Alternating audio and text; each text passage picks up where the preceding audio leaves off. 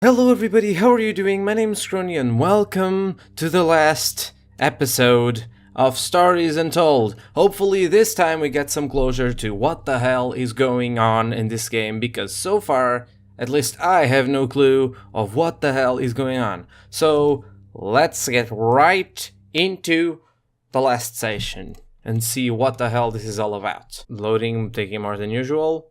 Opening! Right? What's happening? Okay, that was weird. I didn't understand why that happened.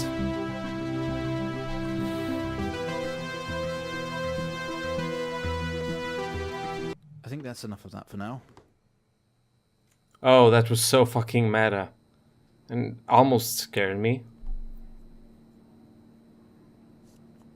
You're quite fond of this show, aren't you? Am I in a psychology session or something like that? I just assume because the actual name of the chapter is last session, so... Let's get you down to the observation room. Okay then. Oh, I'm on a wheelchair in an hospital. This place must be starting to feel like home to you. Don't worry. Try and get you out of here eventually. Just in here.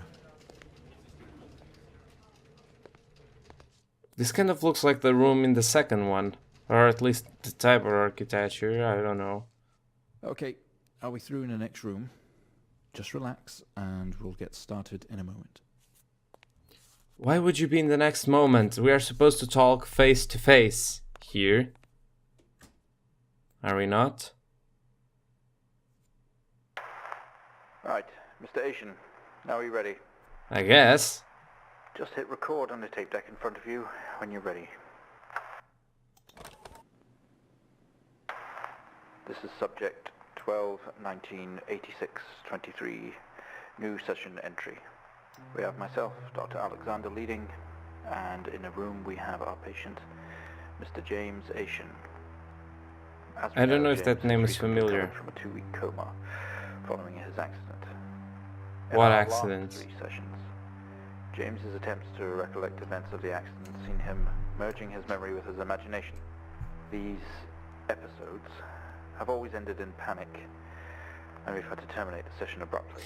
Yeah, so we were into a coma. That was my second guess. So when you're ready, let's bring this back. I know how difficult this must be, but you can do this.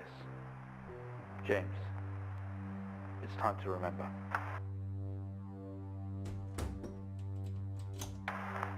Your mind, it's like a conscious black box. Again, you? Look into it. Oh my god, why did the camera turn into this? How did the camera turn into this? Okay, you know what, let's do this again. Are we going flashing? Yeah. Oh, and we are in the previous level. Recent episode. You recalled a false memory of a remote weather station. You were isolated from the rest of the world, locked inside your coma. Huh. We interacted with you daily, encouraging you to wake. Your family would do number puzzles with you. Anything really to bring you back. But it People didn't needed work, answers, did it? James. Do you remember? I have another signal here for you, James. It's at 5610 FM. You can't miss it. FM, okay, then turn this on, FM. Oh yeah, sure, I can't miss it because it's plainly, obviously, like there on my face. So there's no way I'd miss it, that's for sure. 2304. What is that voice? Type in the numbers, James. It's 04. 04? The numbers, James. Okay. I'm sorry, I spaced out for a minute. I don't know, I was just trying to make do of what the hell is going on and... Oh, okay then. 1986 2304.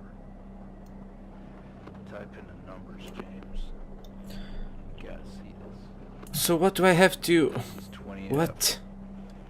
Line 1. So what do I have to write there? 86, 23, 04.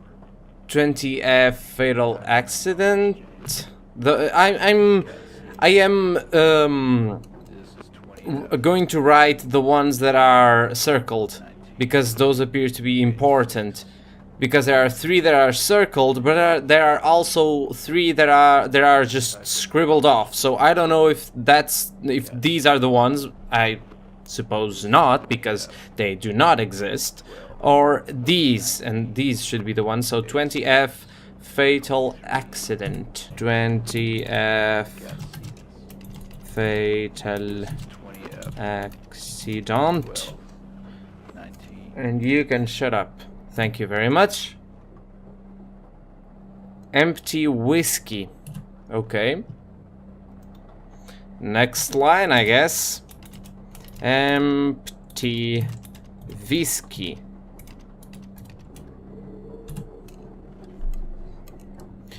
And what is this down here? What? I can't see what was down there. I couldn't see. Out of control, okay. I don't know, something was in the way and didn't allow me to see that correctly.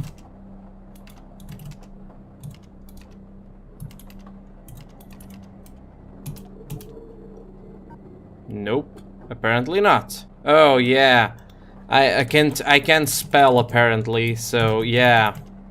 That's the reason why it wasn't working. Haha! I am smart, so let's go. I don't know, I'm just so... Find the signal, James. Listen to the voices. You have to face it, James. Finally. 7,000 FM. Okay, but like, I don't know, this just made me space out so much because I was like thinking... I don't know what I was thinking. I was just so focused on what he was saying that I didn't... I had a brain fart, I'm so sorry. So 7,000. It's not like it at all. I've worked with Officer Hennings for 6 years and not once have we even talked about alcohol. Drunk driving. He was a father, a husband, he was fine. No way he caused this. It's him, this Haitian guy. He's got something to hide.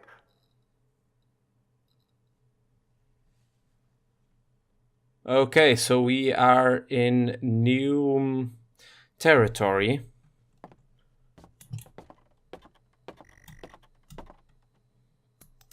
Of course it doesn't.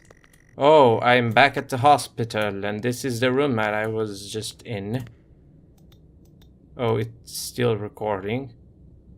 The camera is still there. It's not an alien black box anymore. Someone else is here. It's me! Okay, it was obviously in there. Why don't you let me go in there? Let me go in there. Oh, you are letting me in here. So what happened here? I has no idea. Apparently this was completely thrown to the side by somebody or something, and then they somehow ran out the door in like 2 seconds. So there's a key. Grab the keys from the table. They weigh heavy in your hand. Oh, like the keys from the abandoned house. That makes sense. You spent most waking moments in here. Futuro. Oh, the abandoned house. Okay. The house abandoned, actually. And here's the Stories Untold game and number puzzles. There's the TV that displayed the Futuro. So yeah, that's all nice. That's explaining us what happened in the first episode. So this is how it all connects. That makes sense. You only caught a glimpse of the room. Yeah, okay, I didn't read that. I'm sorry. I couldn't read it fast enough, apparently. Another door you've never opened. You don't know what was in here. So this is in his imagination. He can't open what he doesn't know, I'm guessing. So he's still into a coma. The waiting area is dark, but you feel a presence right behind you. Okay, then. What?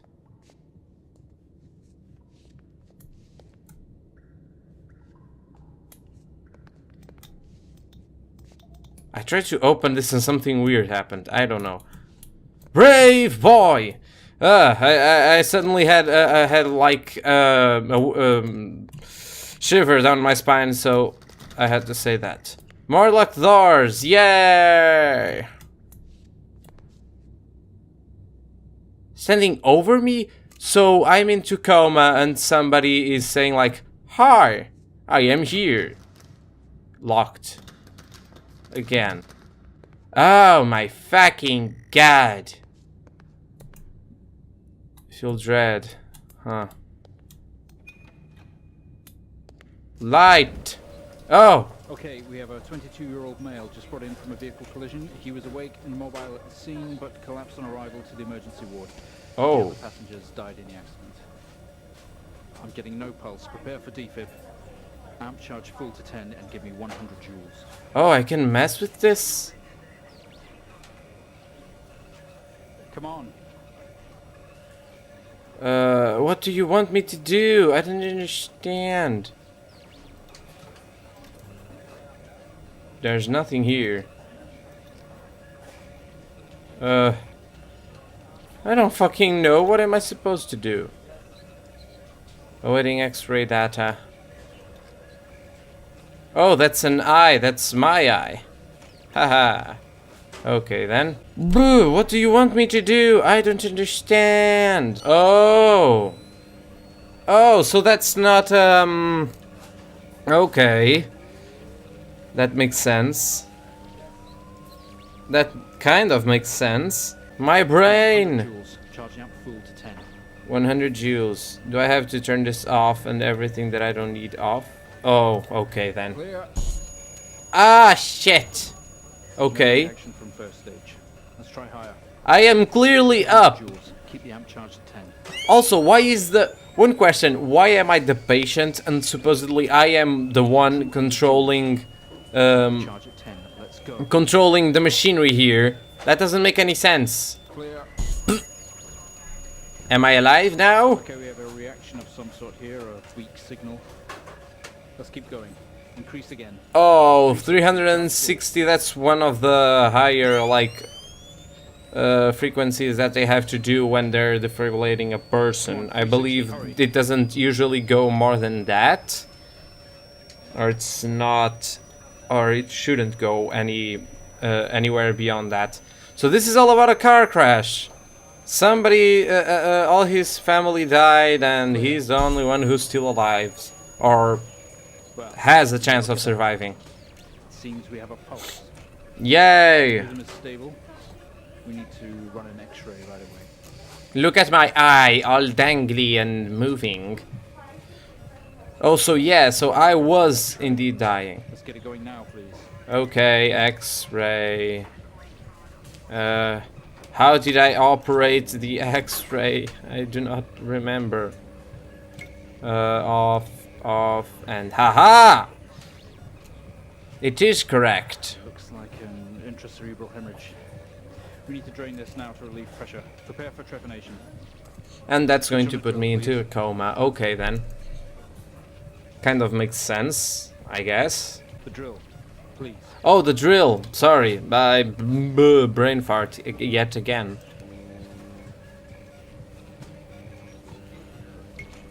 Okay, that's not it. Oh, I have to turn something off, like the screen, maybe? Nope. Can we get this on the screen, please? Oh, okay then, so... Aha! Okay, I needed to just change what You've made was excellent happening. progress. You're doing great. We need you to stay calm and Oh! while we go through these next Oh! We're going to attempt to alleviate some of this discomfort. Oh, we are going to actually... Ooh. that nighty. That was eerie into my... Oh, that was so eerie. And I'm back at the Futura! Yay! So we're going back through the episodes. So it was the third one, references to the first one, and then the second one, and then now the first one again. I don't know if there were references to the other chapters in the other chapters, meaning like when I was walking through the hospital, if there were references to the second episode or the third one. I believe the reference to the second episode was the hospital itself, because the second episode, you know, well, not only is tonight New Year's Eve, but tomorrow you leave on a 6-month trip abroad with friends. Mom, Dad, and your sister Jennifer have decided to throw a party to celebrate it all. The house is full. You're in the living room, and as usual, you don't recognize a soul. Look around. So the party is actually going on downstairs because I can hear the party going on. The room is full of sweaty strangers, mostly friends of Mom and Dad. There is a door to the hall. Go to door. I'm sorry, I don't understand. Use a door. I'm sorry, I don't understand. What don't you understand? Look at door. The doorway is wide open, allowing guests to move freely through the house. Go up. I'm sorry, I don't understand. Look around. Again, this. The room is filled with shiny strangers. Again, there is a door to the hall. Go to hall. You push through the crowd, okay, into the hallway. The hallway is as welcoming as ever. Only this time, the folks have put a great big banner up across the main hall.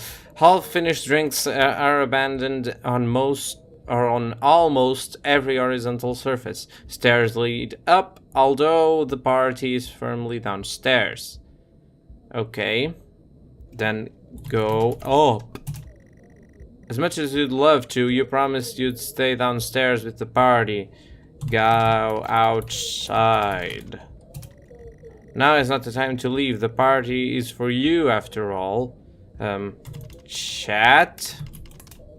I'm sorry, I don't understand. Of course you don't.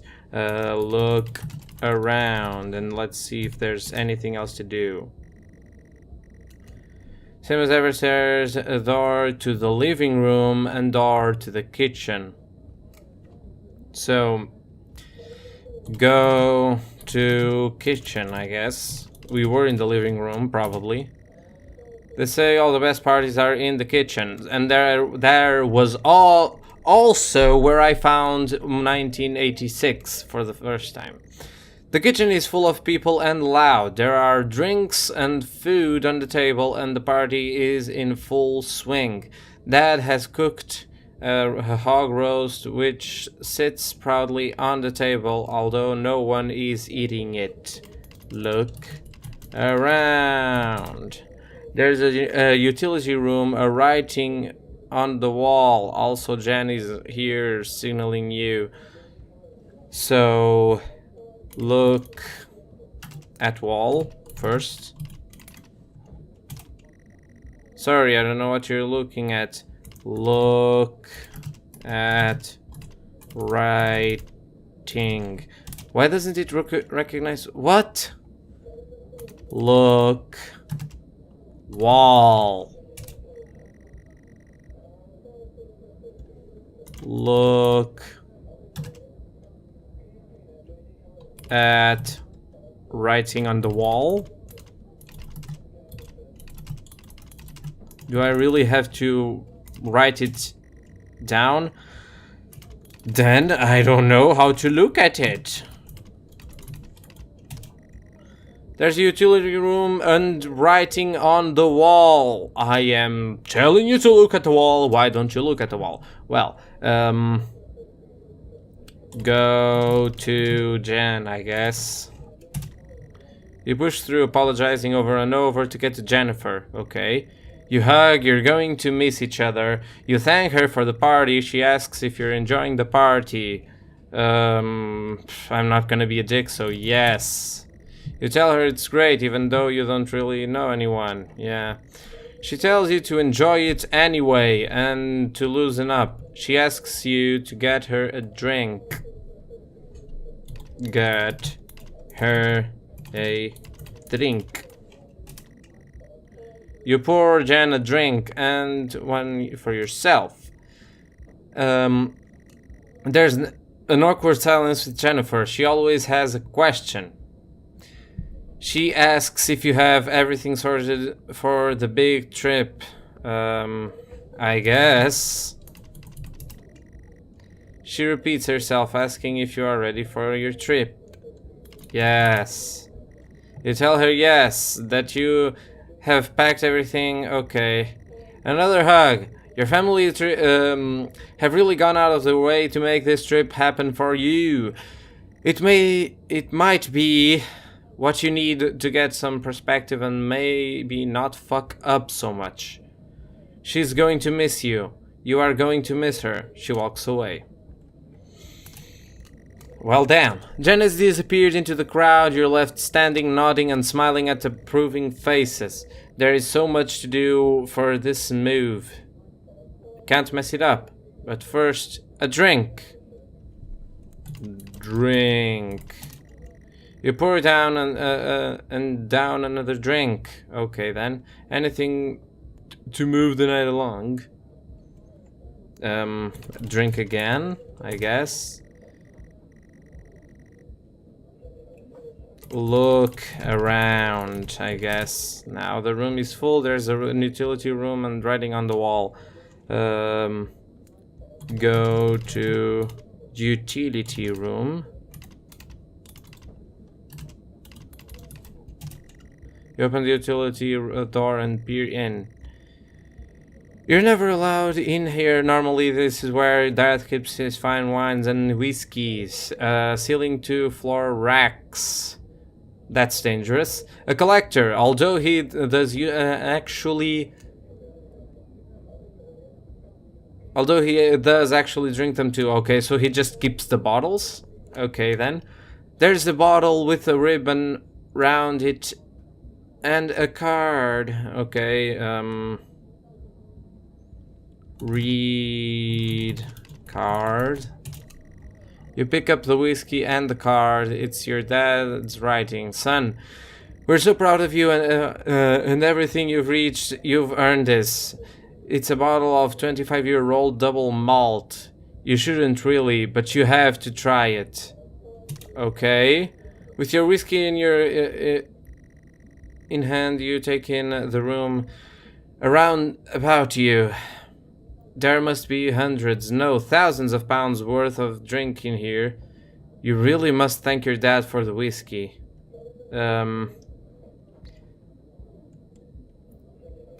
Drink whiskey? I don't know what to do.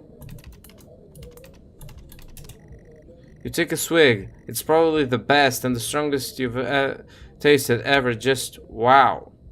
Okay then. Look around.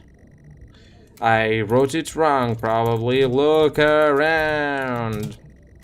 There are racks of fine wines and the door to the kitchen. Go to kitchen. You head back into the kitchen, clutching your new best friend. Okay, you stumble out of the utility room into the kitchen. That is one strong whiskey. You take another swig and give the thumbs up to Dad across the room. He nods and winks. Go to Dad. I'm sorry, I don't understand. Didn't I write it properly? I'm sorry, I don't understand.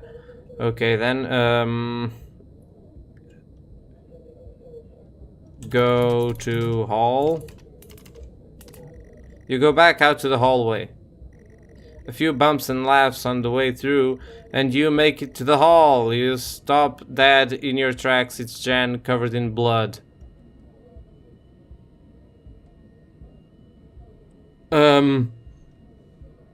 Check Jen? She's staring straight at you. No one else notices. Why doesn't anybody notice? Go to Jen. Blood is dripping down her face. It's mixing with tears.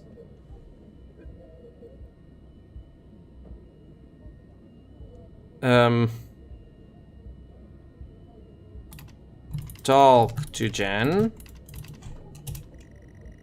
I'm sorry, I don't understand. What the hell? Do anything. I didn't even write it correctly. Oh, the letters are just getting bigger and bigger. Look around. I'm sorry, I don't understand. So it's just going to say, I don't understand no matter what I write, so just... Oh no, so that's the face we saw. She died? What the fuck? I'm sorry, I don't understand. We tried our What? best, Mrs. Asian, but her injuries were too severe. No, I don't understand. I was just talking to her. I'm afraid Jennifer passed away before we could get to her in surgery. We did the best we could. I'm so sorry. Where is she? Let me see her. Please, Mrs. Asian, take a seat. I don't want to take a seat. Let me talk to her. Now. I'll arrange for you to see her. In the meantime, James is in recovery. He's stable for now. I don't want to see him. Oh my god, it makes so much sense, but it's so, like, messed up. What the fuck? You are standing in the hallway. Something has stopped you in your tracks. While searching your mind, your sister interrupts. She waves her hand in front of you and asks if you can drive her home. You still feel out of sorts. Those words echo. Look around. I guess. Doors to the kitchen and living room lead from here, while stairs can take you up, so go up, I guess. You'd love to call it a night, but Jen is waiting patiently. Go to Jen, then. I'm sorry, I don't understand. Talk to Jen. Talk to Jen. Yeah, we can talk in the car. Go get your keys. Get keys. Go out. There's no point till you find those car keys. Okay, so I have to search on other rooms. Is that it? Go to kitchen. Maybe your keys are in the kitchen. The kitchen is busy. Way too many people crammed in here, but I guess this is where the food and drink are at. The guests are like a set of vultures picking at the roast on the kitchen counter. Okay, your dad is looking up the utility room. Look around. It's difficult to move around in here between all the people and the kitchen table. Go to utility room. No, son, I think you've had enough of my hard-earned collection. Go back then, I guess. You head back out to the hallway. You are standing back in the hallway, bottle of whiskey in hand, but no car keys. Jen points to the living room inside. Okay, then. Go to living room. So something is in the living room for a change, I guess. You're sure your keys are in the living room. The living room has a much more relaxed atmosphere compared to the kitchen. Various guests are sat on the chairs having civilized conversations. There's a coffee table in the middle of the room. Your mom is pouring a drink at the drinks cabinet. So get car keys, I guess. I don't know what you're trying to use. Car keys! Look around. The coffee table, drinks cabinet, one of the chairs is overflowing with jackets and coats. Look for keys. You need to look for them. You must be either in the kitchen or the living room. Are they in neither of those places? Use car keys. I'm sorry, I don't understand. I don't know. Again, look around, I guess. The coffee table, drinks in the cabinet, one of the chairs, the overflowing jackets and coats. Oh, so if I get my coat, because she was putting on her jacket too, get coat. You search through all the jackets and coats and you'll find yours. Aha, car keys in the pocket. Bingo! Okay, I'm smart sometimes. Go back now. Go back. Also, I just realized that commands that you write down below aren't space sensitive, which, I mean, whatever. Jen thanks you for helping her out. She has work in the morning and no one else is in any fit state to drive. Neither am I. And this is a poor decision which is going to get her killed, most probably. Or both of them into a coma or in a bad situation. You can handle it though. You know the road like the back of your hand, don't you? Make her reconsider, I don't know. Make her reconsider. Tell her it's a bad idea. Go out, I guess. You open the front door and walk into the freezing night. So there's no way to stop it. The cold air hits you. You are glad you have your jacket with you. There is a dusting of snow around you as you step down from the porch, and the yard extends around the back of the house. The car sits in the front of the house, so go to car. You fumble to the with the car handle, confused, yada yada. Okay, until Jan tells you to maybe use the key on your hand. Use key. I like how she says that nobody else is like is going to be able to drive them, but like she sees that her brother is completely wasted and she still goes with him. Well, or actually asks him even to go with him. The car is freezing. As you fumble around with your seatbelt, your sister opens up the car glove box and hands you a note and a key that was inside. She tells you that it's for when you return. Okay, then drive, I guess. Bad decisions every day. The car doesn't move. Given that the engine isn't actually on, it's like you've never driven before.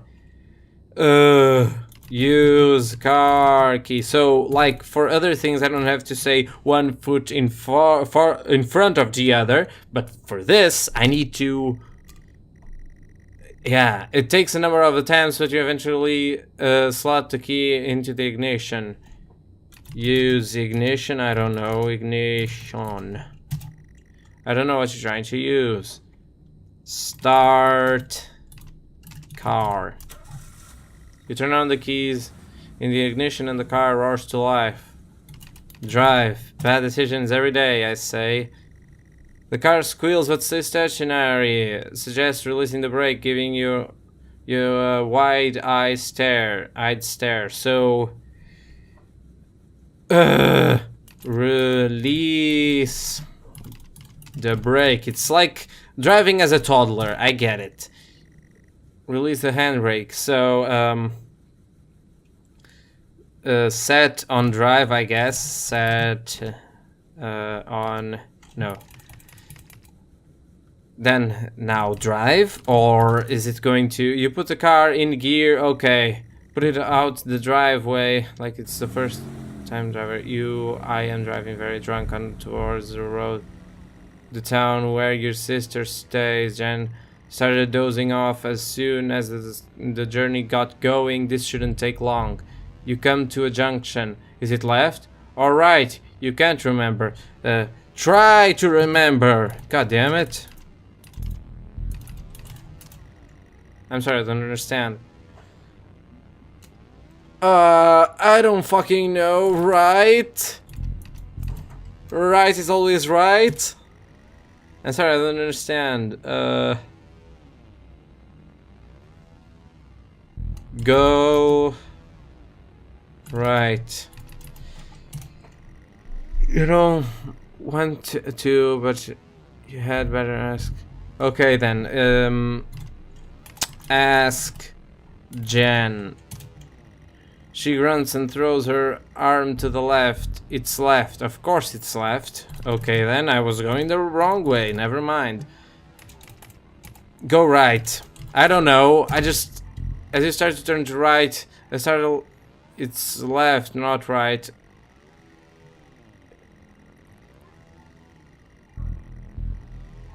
Jen's, it's a...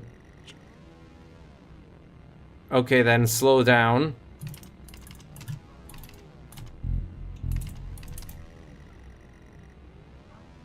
You're all over the place, James. Pull over. Okay then, is this in your heart and yelling at you, crazy sister? Strange. There is a set of headlights coming directly at you, but really slow, like slow motion. Okay, so he's about to die.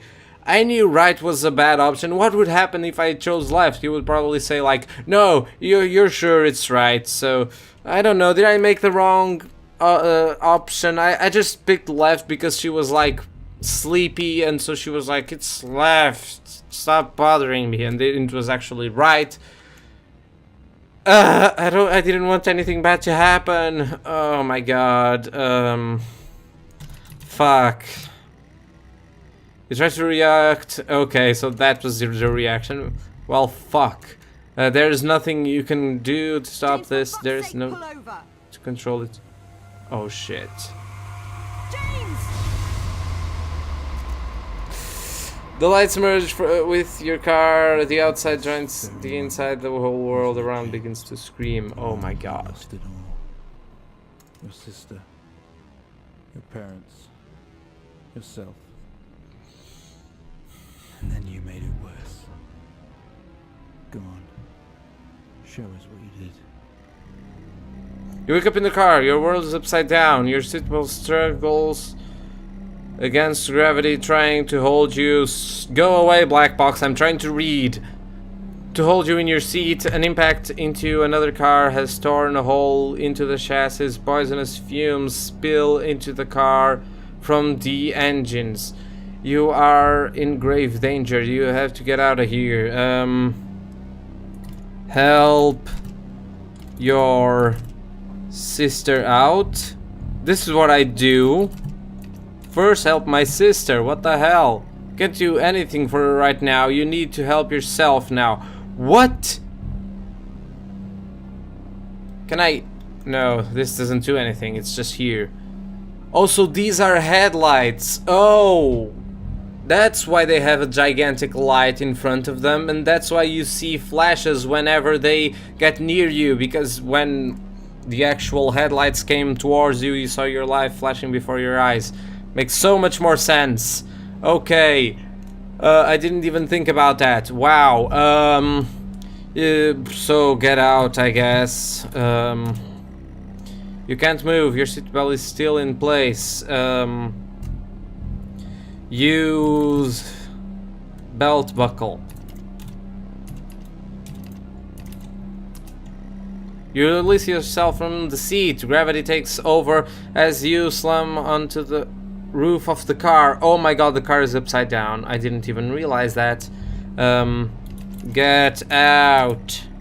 You squeeze through the wreckage and fall to your knees on the ground next to the vehicle. Every breath brings pain to your chest. Your head is throbbing. A blue car has smashed into the passenger side of your car. Your life cannot be ruined by this. You are standing holding your whiskey and your dad's note, and flashing lights are approaching at a distance. What am I supposed to do? Read note? I don't know. The note, always changing, now reads, "Get through this, James. I don't care if you want to or not. Around. I'm stuck again. A crash site. Smoke billows from the crashed cars to the sky above. Exterior lights flicking on and off." Wow. Okay, then go to lights. I'm sorry, I don't understand. Get out. I'm sorry, I don't understand. Throw whiskey? You can't just toss it this away without thinking. They will find it and they will come to you. Okay, then, what do I do then?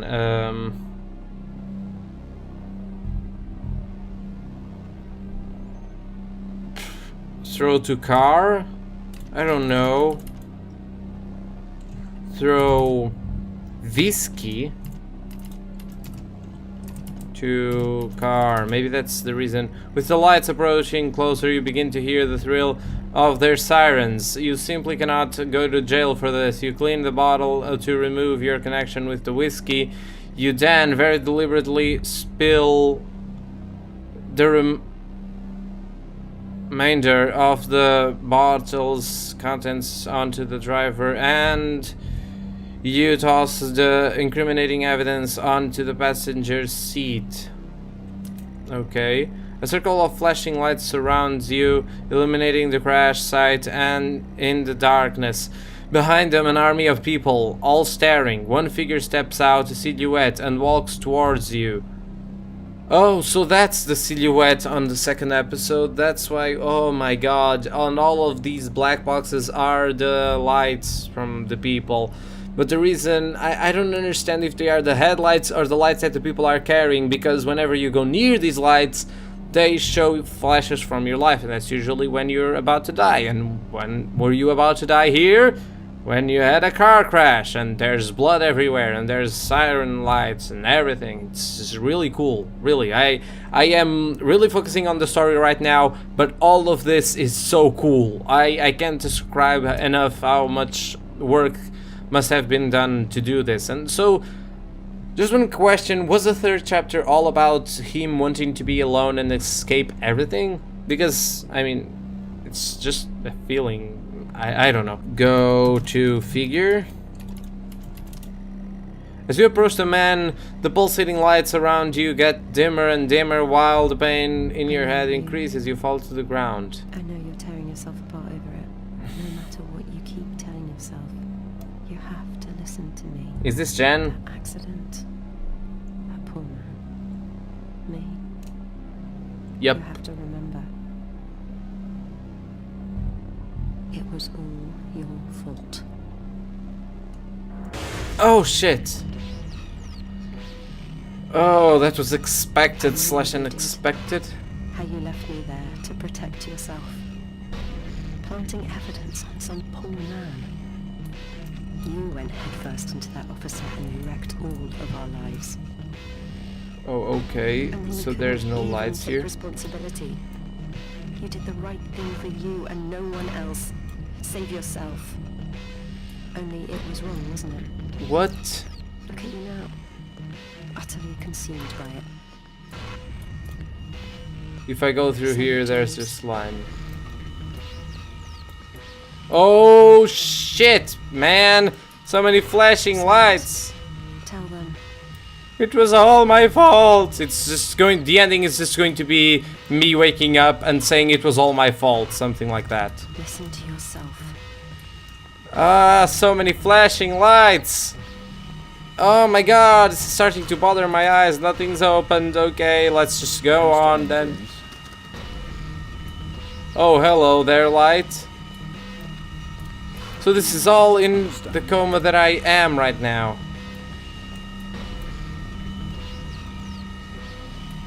Other episodes were recorded on tape. This is the 4th. Come to an end. Okay.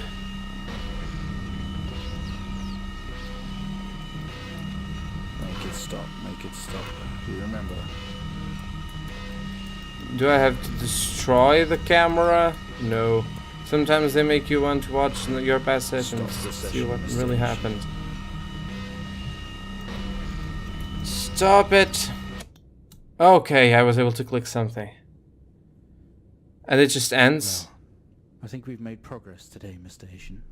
I guess we should tell the police what you've told us. Although I don't suspect they'll take you anywhere. I think you'll be with us for quite some time. Come on, let's get you back to your shows. I'll see you tomorrow.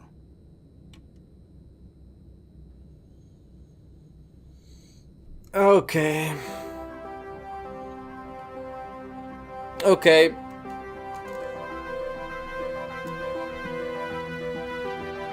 So this was really, really cool. I really enjoy this. Really, like, the story behind it is very... how should I say it? Like... it's a simple story. It's not something that was like...